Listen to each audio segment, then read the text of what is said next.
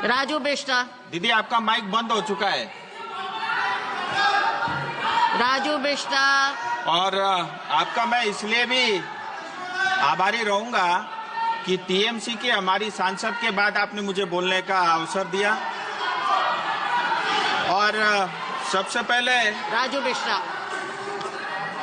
मैं मैडम 2024-25 का जो सप्लीमेंट्री डिमांड फॉर ग्रांट्स है और साथ ही 2021-22 का जो एक्सेस ग्रांट है और मणिपुर का जो बजट है उस पे बोलने के लिए मैं खड़ा हूं। और मैं केंद्र सरकार, खास करके प्रधानमंत्री मोदी जी और वित्त मंत्री सीतारमण जी का बहुत आभारी हूं कि पश्चिम बंगाल से बहुत प्रेम करते हैं और बहुत स्नेह रखते हैं। और ये बजट के आंकड़े भी जो है साफ दर्शाते हैं। आप देखिए मैडम, 2010-11 में जो टैक्स का डिवोल्यूशन का जो अमाउंट जाता था पश्चिम बंगाल को, वो 15,954 करोड़ मात्र होता था, जो 2023-24 में बढ़ के 85,000 करोड़ हुआ, 2024-25 में 96,000 करोड़ हुआ और 2025-26 के बजट में 1,07,000 करोड़ रुपए का जो है प्रावधान किया गया है, यानी करीब करीब 291% का इंक्रीज है।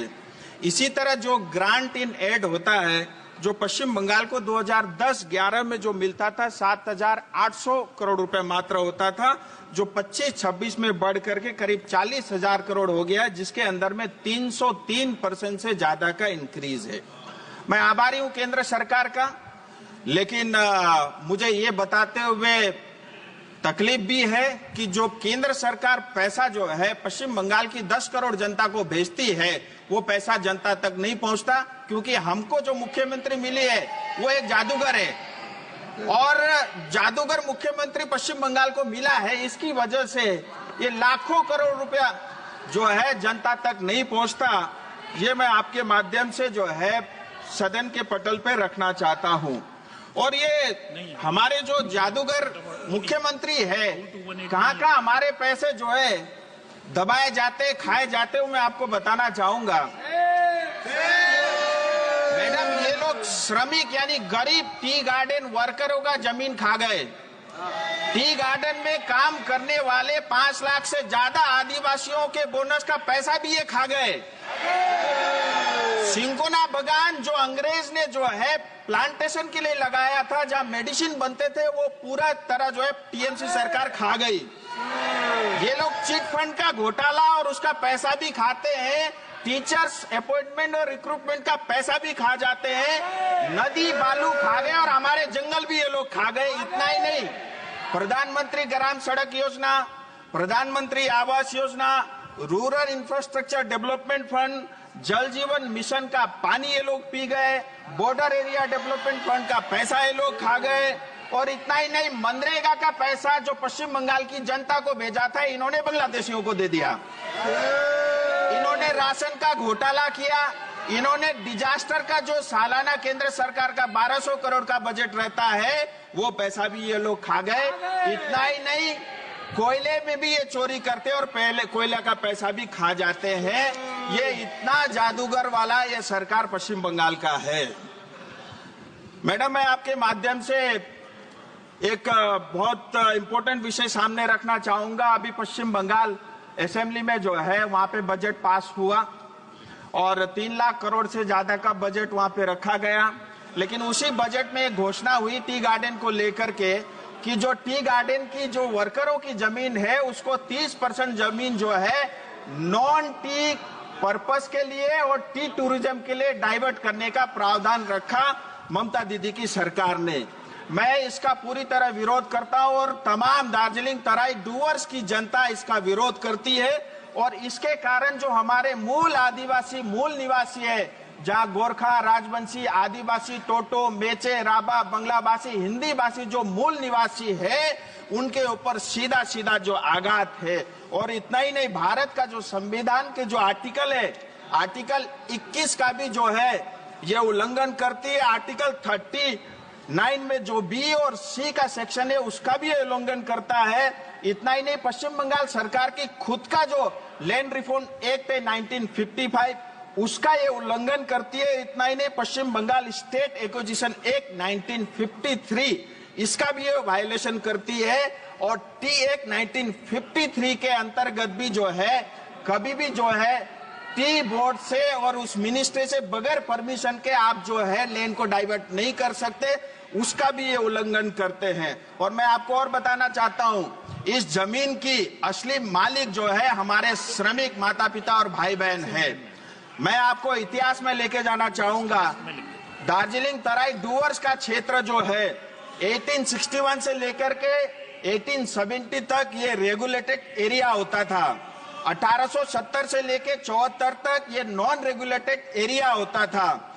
1874 से 1919 तक शेड्यूल्ड डिस्ट्रिक्ट होता था। 1919 से लेकर के 1935 तक बैकवर्ड ट्रैक होता था। और 1935 से लेकर के 1947 यानी आजादी के समय तक पार्शली एक्सक्लूडेड एरिया होता था। नॉर्थ ईस्ट में जितने भी प्रदेशों में ये प्रावधान था, आगे चल के सारे जो है वो क्षेत्र अलग अलग राज्य या स्टेट या यूटी बने। लेकिन 1954 एब्जॉर्ब एरिया एक्ट के अंतर्गत जो है हमें पश्चिम बंगाल का हिस्सा बनाया गया। मैं इतिहास में मैडम को जरूर बताना चाहूंगा कि इतिहास की जानकारी रखे। और पश्चिम बंगाल सरकार हमारी जमीन की मालिक नहीं है, वो मात्र केयरटेकर है और मालिक हमारे श्रमिक है। मैं सदन से टीएमसी को बताना चाहूंगा, एक और आंदोलन का आमंत्रण आप कृपया करके न करें। हमारे साथ अन्याय हुआ है। हमने बार बार भारत सरकार से ये मांग की है कि हमारे साथ न्याय हो। भारत के संविधान के अंतर्गत दार्जिलिंग तराई और डुवर्स की जनता को न्याय मिलना चाहिए। जल जीवन मिशन बहुत अच्छा कार्यक्रम भारत सरकार ने लॉन्च किया है। मुझे बताते हुए खुशी है, सिर्फ दार्जिलिंग कॉन्स्टिट्यूएंसी के अंदर में 714 प्रोजेक्ट के लिए 2450 करोड़ रुपया, यानी पश्चिम बंगाल के एक जिले को 2450 करोड़ रुपया जल जीवन मिशन के लिए भारत सरकार ने दिया। और इस मिशन का नाम था हर घर जल। लेकिन पश्चिम बंगाल में जाकर के ये जो स्कीम का नाम बदल करके हर घर नल हो गया, क्योंकि नल तो लग गए, पानी उसमें है ही नहीं। और आंकड़ों में 54% जो है हाउस होल्ड को इन्होंने टैप वाटर से जोड़ा, ऐसा कागजों में है। लेकिन 20% भी काम नहीं हुआ है। सारा जल का पानी भी टीएमसी सरकार खा गई। हाल ही में केंद्र सरकार ने थर्ड पार्टी इंस्पेक्शन के थ्रू ऑडिट किया था। मैं केंद्र सरकार से निवेदन करता हूं कि जो हमारी हिस्से का पानी का पैसा है वो हमारी जनता को मिले, और जिस सरकार ने, जिस कॉन्ट्रैक्टर ने भ्रष्टाचार किया है उसको जेल के अंदर डाला जाए। अमृत 2 यानी अमृत 1 के बाद अमृत 2 स्कीम के अंतर्गत जो शहरी क्षेत्र है या म्युनिसिपैलिटी एरिया है, दार्जिलिंग, कालिम्पोंग, करसंग, मिरिक और सिलीगुड़ी म्युनिसिपैलिटी और कॉरपोरेशन को जो है भारत सरकार की तरफ से 2000 करोड़ रुपए से ज्यादा का पैसा मिला।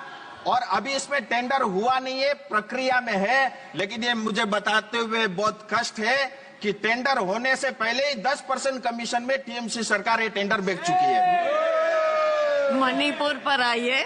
मैं आता हूं मैडम, मेरी तो जन्मभूमि है मैडम, मैं आता हूं। फिर मैं आता हूं, डिजास्टर का पैसा जो है हर साल 1200 करोड़ रुपए केंद्र सरकार देती है पश्चिम बंगाल को। हम सब जानते हैं अक्टूबर 2023 के अंदर में जो सिक्किम में बाढ़ आया था, उसके कारण कालिम्पोंग, दार्जिलिंग की करीब करीब 500 लोगों के हमारे भी घर बहे हैं। लेकिन इतने साल होने के बावजूद भी सालाना 1200 करोड़ रुपए डिजास्टर को मिलता है, डिजास्टर बजट के अंतर्गत पश्चिम बंगाल सरकार को मिलता है। लेकिन आज तक हमारी जनता को कुछ नहीं मिला। मैं आपके माध्यम से मैडम केंद्र सरकार से निवेदन करता हूं, एक जिले में स्पेसिफिक सिर्फ दार्जिलिंग का जो 1200 करोड़ का हिस्सा है वो हमें मणिपुर। Honourable member. इसी तरह मैं रेलवे मंत्री का भी बहुत आभारी हूं। रेलवे के अलग अलग करीब 45 प्रोजेक्ट के लिए पूरे पश्चिम बंगाल को 4660 किलोमीटर के लिए 64,000 से ज्यादा का जो है बजट में आवंटन किया है। और 101 से ज्यादा अमृत स्टेशन बन रहे हैं। 2014 से लेकर के अभी तक जो है 450 से ज्यादा फ्लाईओवर और आरओबी पश्चिम बंगाल में बने हैं। बागडोगरा एयरपोर्ट के लिए मोदी सरकार ने हमें 1600 करोड़ रुपए दिया और जिसका काम भी ऑलरेडी चालू हो चुका है। और इसी तरह जो है हाईवे और रोड्स जो पश्चिम बंगाल में आज से पहले हमने कभी नहीं देखा, 2014 के Honorable बाद member, वो हम please. सबको देखने को मिला है। Please, और madam Dr. Abdul Samad. Madam